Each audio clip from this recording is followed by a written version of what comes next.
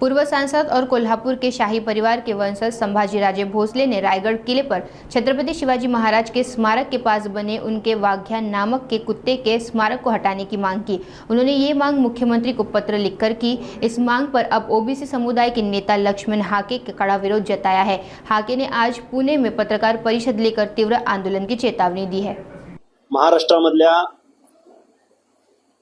तमाम शिवप्रेमींच्या वतीनं छत्रपती शिवरायांच्या रायगडावरील समाधी स्थळासमोर जे वाघ्या कुत्र्याचं स्मारक आहे त्याच्यावरून कोल्हापूरचे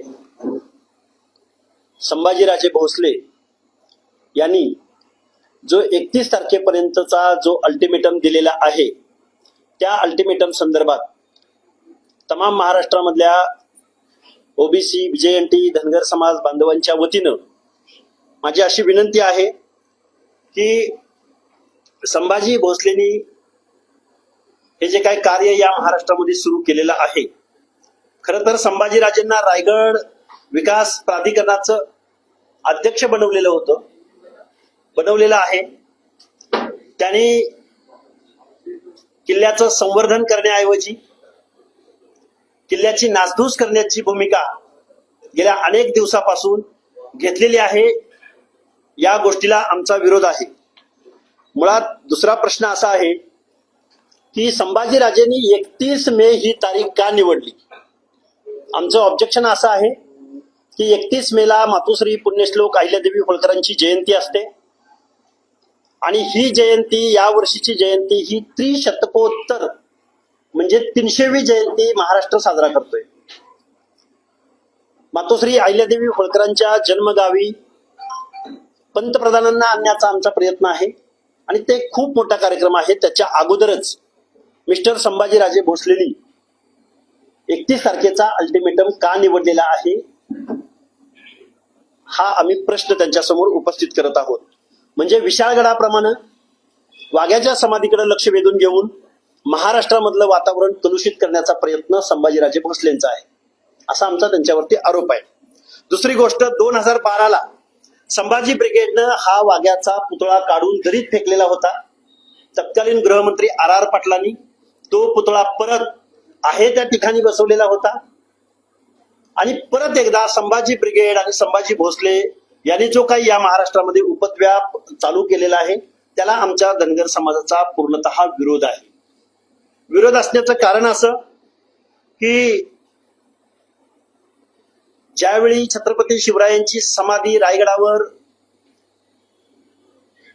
परत पुनरुज्जीवित झाली म्हणा किंवा जीर्णोद्धार झाला त्यावेळी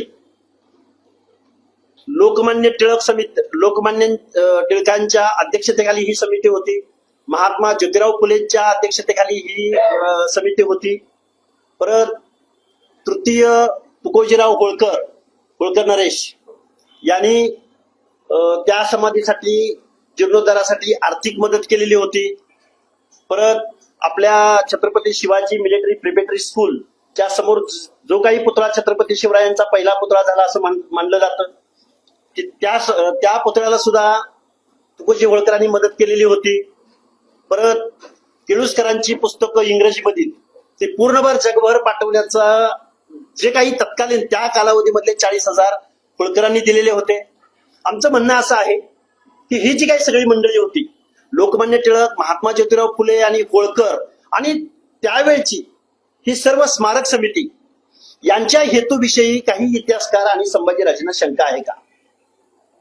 या लोकांनी ज्या भावनेनं छत्रपती शिवरायांच्या समाधीचं जी समाधी छत्रपती संभाजीराजेंनी उभी केलेली होती त्यानंतर या समाधीची नासधूस कुणी केली? मग त्यानंतर या लोकांनी जी काही समाधीचा जीर्णोद्धार केला रायगडावरती महात्मा ज्योतिराव फुल्यांनी जाऊन तिथं राहून ही समाधीचा जीर्णोद्धार करण्याचा प्रयत्न केला।